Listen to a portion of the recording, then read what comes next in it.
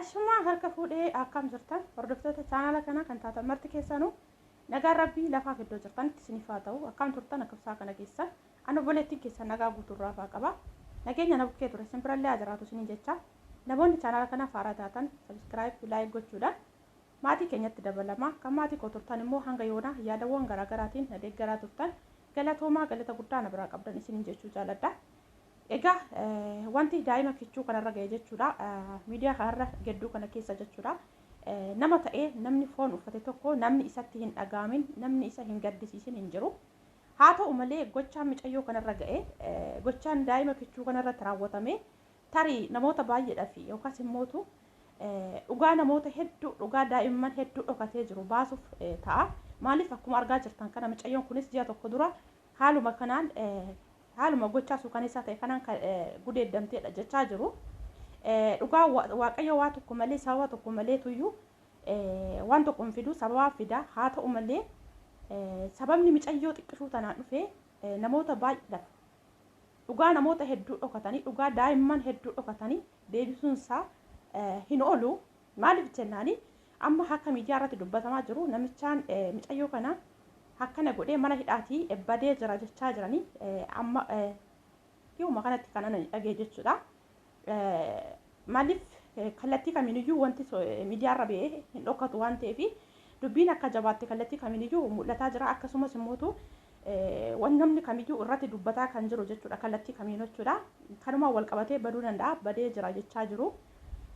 Kanaaf eessumattuyyuu badees hin ba'u maaliif jennaani wanti tokko miidiyaa irra ba'ee maaliif ani hin beeku dhugaan isin jedha gizee tokko miidiyaa kana akka kanatti gizee gargaarsa namaaf yookaas immoo kallattii lafa siin dadhabdanii lafa seerri nu dhaqqabuu dadhabee seerri gaafa seera gaafii gaafanni deebinuu deebisuu dide yookaas immoo gati dhiiga keenyaa nuuf deebisuu dadhabe jedhee ilmi namaa bo'utti akka kanatti uummanni walitti dhufee ta'anii harka wal qabatee amma kana iyya dabarsee tuyyuu jechuudha.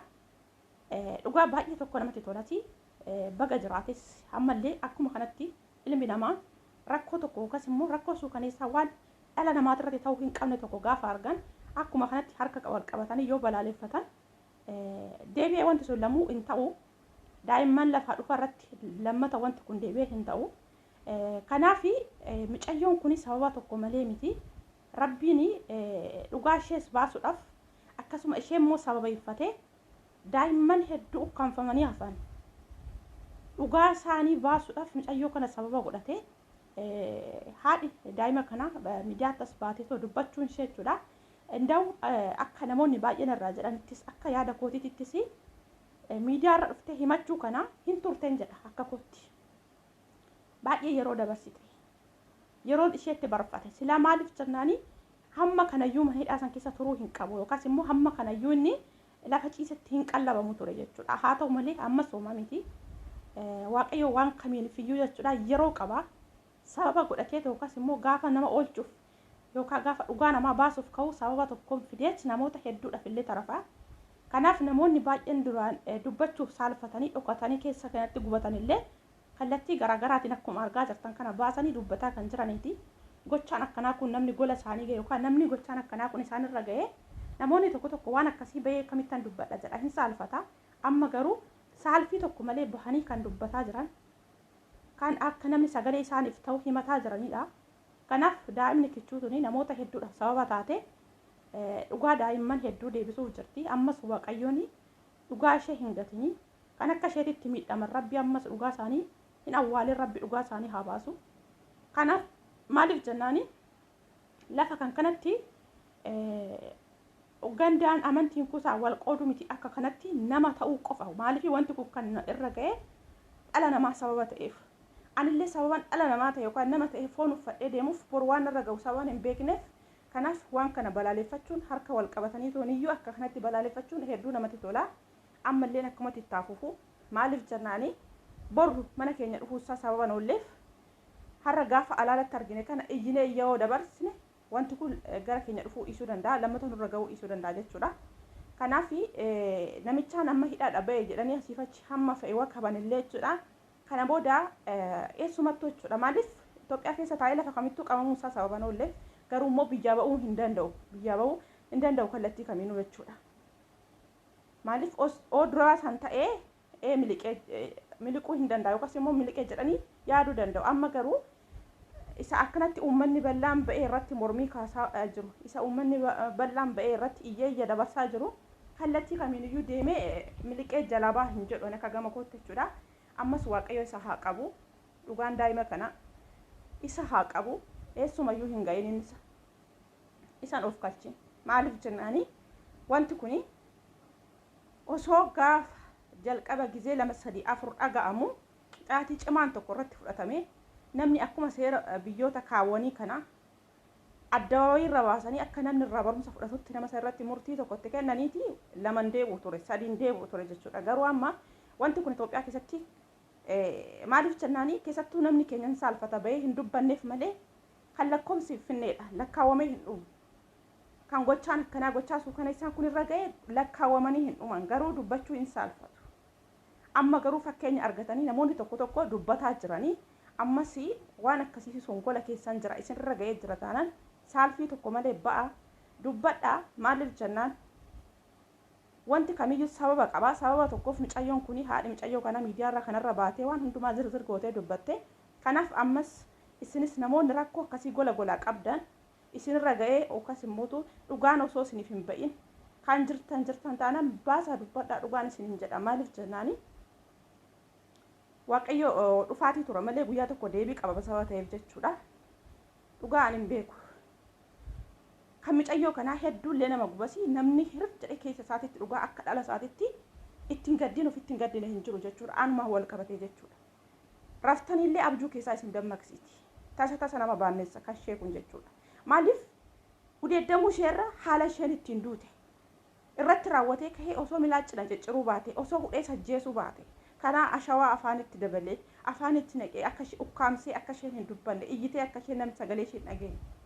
Maaliif isallee akkuma kanatti saqaayyanii haala rakkisaa haala gaddisiisaa ta'e dhugaa irraa foonsaa diranii irraa muranii isa nyaachisaati abiddaan isa labalabanii namni tokkoyyuu waan akkanaatitti lamuu hin deebi'a jettanii yaadina. Waaqayyo immoo hin godha. Ammallee miliqeedha keessumattuu hin ba'u. Akkuma jedhan kana dhugaa ta'ee yoo dhuguma baqateera ta'e mana hidhaatii eessumayyuu hin ga'u. Waaqayyoon isa qaba. Ammas rabbi isa haa qabu.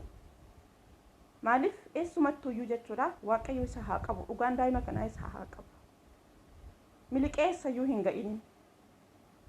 Kanaaf namni kamiyyuu amma namni suura isaa argee eenyumtuu kallattii maaliif taaksiidhaan asiifachi socho'uun wantuma tasuma yaadamneedha.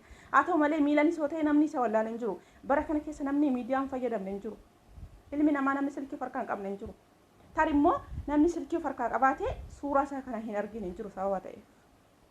Guutuu addunyaa muluudha kan wal ga'e. Kanaafuu shakkii tokko malee hin qabama jedhee yaada. Waaqayyo isa haa qabu. Kanaaf namoonni baay'een immoo amma akkuma mucayyoo ishee lammataa kuni ji'a tokko dura kan akkas taate jechaa jiranii namoonni akkasitti of kattanii jirtan baay'een keessan hin jirtan taanaan baa dubbadhaadha. Saalfii tokko malee wanti kuni asirratti dhaabbachuu qaba. Lamuu akka ilma namaa irratti hin deebine, lamuu akka dhala ilma namaa irratti wanti kun akka hin deebine asirra dhaabbachuu qaba. Namoonni akkasitti of kattanii jirtan baasaa dubbadhaadha. Saalfii tokko malee jechuudha. Maaliif namni jaalatee toonitu waan isa qaanfachiisu tokko waan hamilee isa cabsu tokko ofirratti hin dalagu. Jaalatee mana isaa ofitti yaamu. Maaliif namni akkanatti kun sammuun isaa gadi garagaraa ta'e hamma namaa miti kan hamma horii hamma insasaa urfa keessa deeman yookaan alatti galan yaaduu hin dandeenye gaafa namatti fidu kinu akkasitti illee ofee mana namaatti fida jechuudha. Malee namni jaalatee tooniyyuu waan isa saalfachiisu waan dhala dhufurratti qaanii fidu waan ilma namaa sammuu daa'ima lafaa dhufaa sammuu isaa miidhuu danda'u tokko beekee namni ofirratti raawwatu hin jiru. Kanaaf namni kamiyyuu waan balaaleffatudha. Ammas akkasumatti harka wal qabanii waan akkanaa kana balaaleffachuudha. Lamuu akka nutti hin deebine isin jedha buloota koo. Egaa kallattii kamiiniyyuu ilmi namaa sagalee ta'aa jira. Ammallee kanumatti waaqayyo tokko nu haa taasisu, jaalala nuuf haa kennu.